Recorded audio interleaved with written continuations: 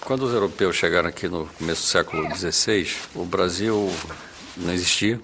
Eles encontraram uma terra densamente povoada, ao contrário do que se imagina, por populações na costa brasileira muito semelhantes entre si do ponto de vista da língua e da cultura, ao longo de quase toda a costa brasileira, que vieram a ser conhecidos como Tupi, Tupi-Guarani. Uma coisa importante de se observar é que os europeus foram extremamente bem recebidos ao chegarem ao que viria a ser o Brasil. Os europeus foram muito bem tratados, desde a Carta do Caminha se pode ver isso.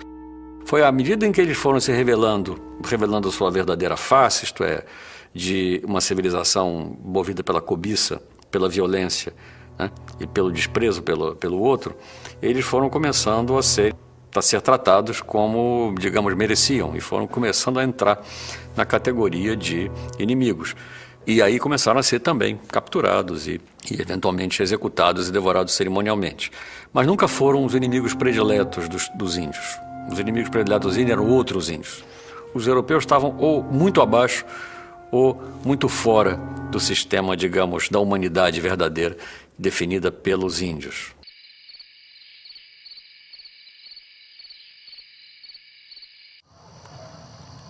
Come. Você precisa se alimentar. É mingau. Não quero mingau. Você precisa comer. Tem milho, mandioca. Você quer? Eu quero que você me solte. Eu preciso ir embora. Preciso ir embora. Por que vocês estão fazendo isso comigo? Que nós vamos te comer. Piatã vai arrebentar tua cabeça com a Ibirapema. Vou chorar sua morte. As mulheres vão passar o seu sangue nos meus seios, para que meus filhos conheçam o sabor do inimigo. Depois nós vamos jogar água fervendo no seu corpo, tirar sua pele e repartir as partes. As velhas vão beber seu sangue, as crianças comem os intestinos. E eu gosto dos dedos. Vocês não podem fazer isso comigo. Podemos sim, porque você é nosso inimigo. E comendo você, conquistamos a sua força. Eu não sou inimigo. Quantas vezes eu preciso repetir isso, pelo amor de Deus? Eu não sou francês. Eu não sou Maír. Eu sou alemão. Eu sou amigo de português. Amigo de Peró. A guerra indígena é uma guerra bastante diferente, sobretudo a guerra praticada pelos índios Tupi-Guarani da costa brasileira, bastante diferente nos seus objetivos, e na sua filosofia em geral, do que a guerra europeia. Em primeiro lugar, era uma guerra cujo objetivo não era principalmente territorial, não era principalmente de conquista territorial, mas era motivado por um outro tipo de lógica mais próxima da lógica do duelo, da vingança e da vendetta e da busca de glória, da busca de honra. Os índios que habitavam a costa brasileira, os da família Tupi-Guarani, tinham a antropofagia como um elemento fundamental do seu complexo ritual. De um complexo que era ao mesmo tempo ritual e guerreiro. Então o que você tinha era uma antropofagia guerreira, isto é, os Tupinambá comiam ritualmente os seus prisioneiros de guerra. Então eles não comiam qualquer pessoa e não comiam porque estavam com fome. Eles capturavam, executavam e devoravam cerimonialmente os prisioneiros de guerra. Mas a guerra enquanto tal, a guerra e a execução cerimonial dos prisioneiros eram temas absolutamente vitais para a constituição da pessoa tupi. Era um rito de passagem, era um rito de acesso do adolescente à idade adulta. Um homem só podia casar depois de ter morto um prisioneiro cerimonialmente. Portanto, o homem só podia ter filhos, oficialmente, depois de ter morto um prisioneiro. Ou seja, a própria reprodução física da sociedade, nesse sentido, dependia desse sistema ritual de captura e execução de prisioneiros de guerra.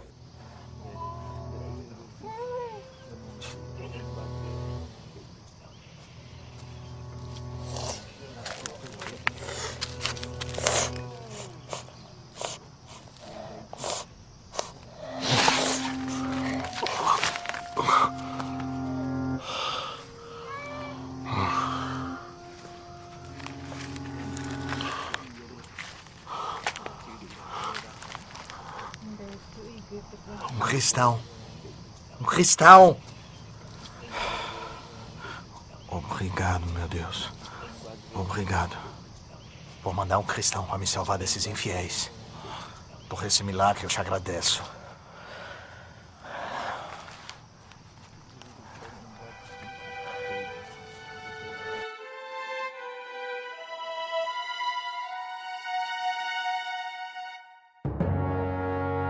O ritual Tupinambá de execução de um prisioneiro envolvia sempre a aquisição de um novo nome. E no caso adolescente, do seu primeiro nome de adulto. Quanto mais nomes você tivesse, mais signo de que mais prisioneiros você havia matado, mais prestígio você tinha. Porque as mortes dos prisioneiros implicavam o direito de você poder usar determinados adornos corporais, batoques, brincos. Como os generais botam aquelas medalhas e insígnias, os Tupinambá cobriam o corpo com insígnias que manifestavam o seu valor guerreiro. Haviam homens, como diziam os cronistas, os missionários, com mais de 100 nomes.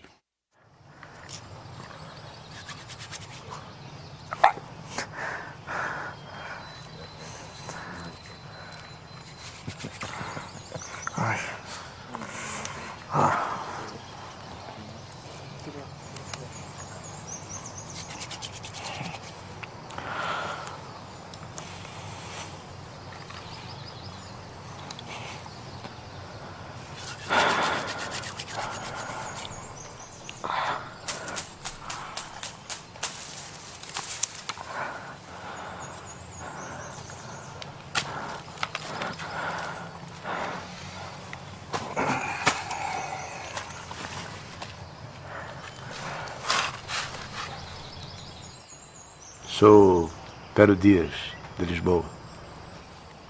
Franz Hessen, de Bremen. Bremen? E o que faz um alemão assim, tão longe de casa? Sou artilheiro, lotado no Feitorio de Cabo Frio. Mas estavas a léguas de Cabo Frio quando te encontraram. Eu e meus companheiros estávamos caçando, nos perdemos. Péssima região para se perder. Infestada de tupinambás, povo cruel, violento. Bem diferente dos tupiniquins. E pior, amigados com os franceses canalhas. Por acaso os teus amigos não seriam franceses? Seriam? Franceses? Não, de modo algum. Sou aliado dos portugueses. Aliado. Pero. Há meses eu tento convencê-los, mas eles não acreditam. Eu tento convencê-los de que eu não sou francês, de que eu sou aliado dos portugueses. Podem me ajudar a convencê-los? Certamente. Elas são...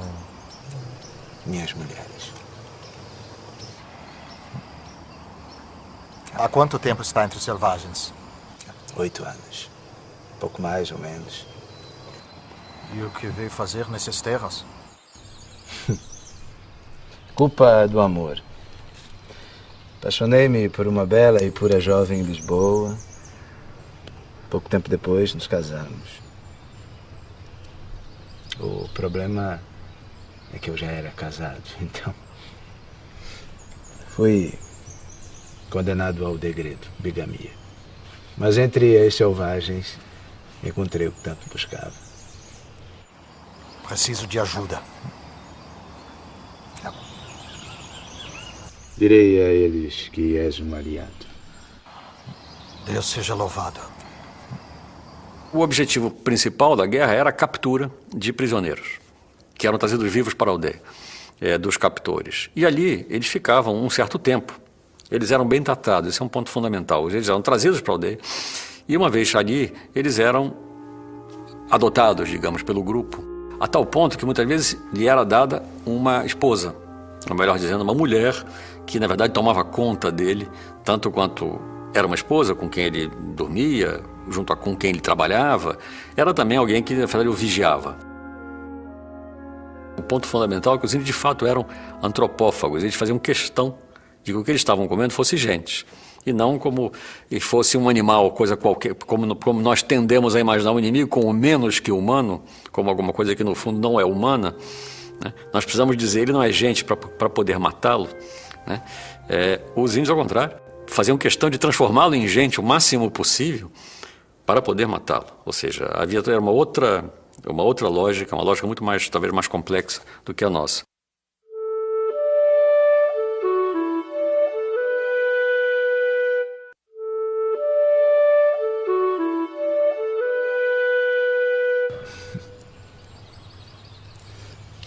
Mas eu estava cá a pensar, se te livro de seres devorado, é óbvio o teu lucro.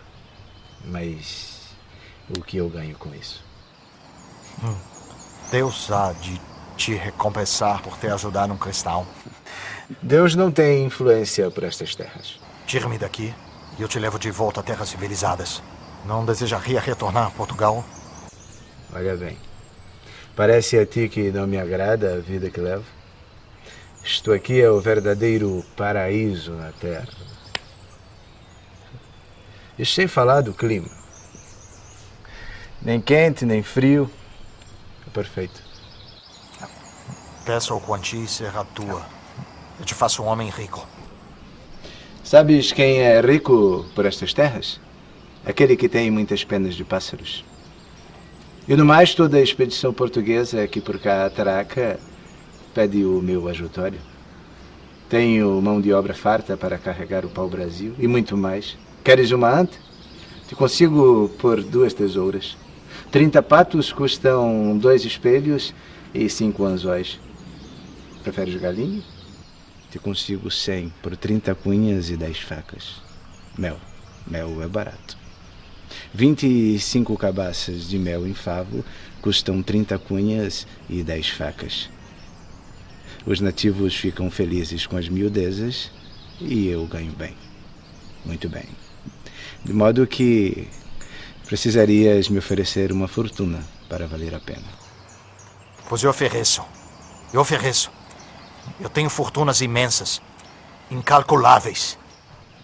Estão aí contigo? Eu não consigo ver nada.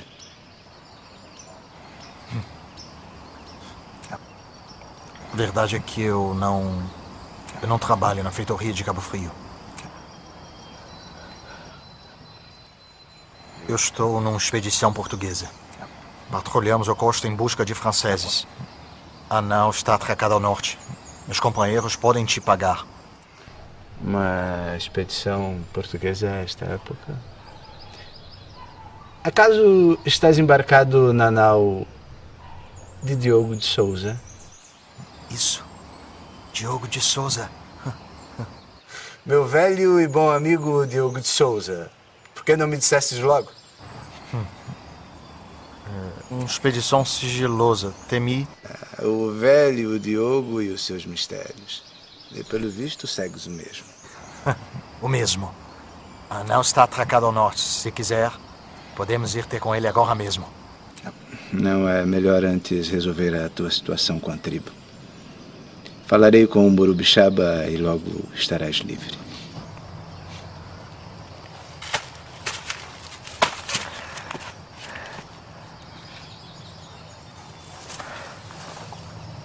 Senhor, protegeu-me até agora. Continua meu protetor. Das profundezas do infortúnio, rogo por ti. Me ajuda a sair dessa desgraça para um final bem-aventurado.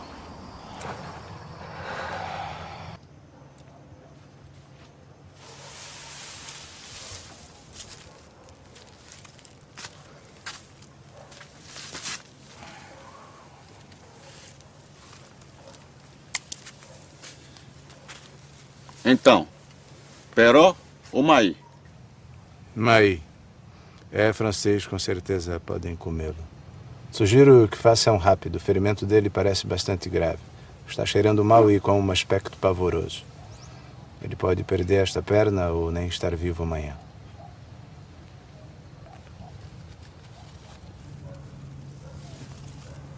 Cacador?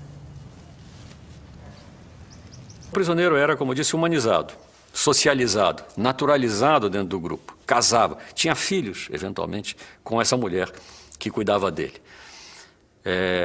Mas chegava um momento em que ele devia ser executado.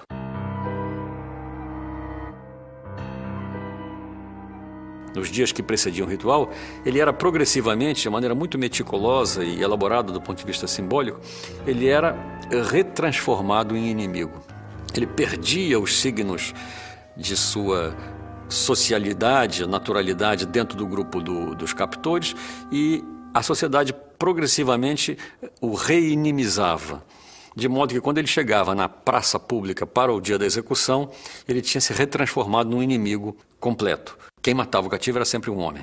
Esse duelo, porque se tratava de um duelo, literalmente, entre o cativo e o matador, era o ponto culminante, de certa maneira, desse sistema todo guerreiro religioso tupinambá. Um jovem prestes a se iniciar e um prisioneiro prestes a morrer. Era um diálogo mais ou menos estilizado entre o prisioneiro e o matador, em que o tema era a vingança. O executor perguntava: você é o fulano da tribo tal que matou e comeu nossos parentes? Aí o prisioneiro deveria responder: sim, sou eu, estou aqui, vou morrer como um homem, você pode me matar porque os meus parentes vão me vingar. O que fazia mais prova de arrogância era o prisioneiro. É como se os papéis se invertessem. Ele fosse, na verdade, aquele que estava se vingando, porque ia ser vingado.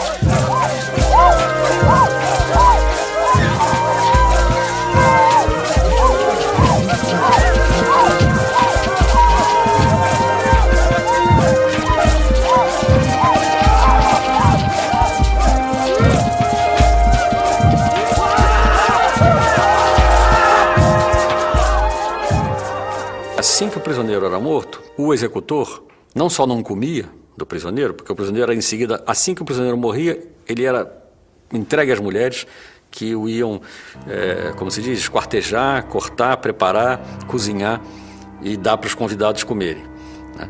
Eu lembro que havia, como eu disse, milhares de convidados, e às vezes era um prisioneiro só, ou seja, a quantidade de carne não chegava a ser exatamente, não se tratava de um churrasco, ao contrário, era uma coisa, do ponto de vista substancial, alimentar, absolutamente insignificante. O importante era o valor simbólico, era muito mais parecido com a Eucaristia nesse sentido, mal comparando, ou talvez nem tão mal comparando assim, do que com um churrasco doméstico.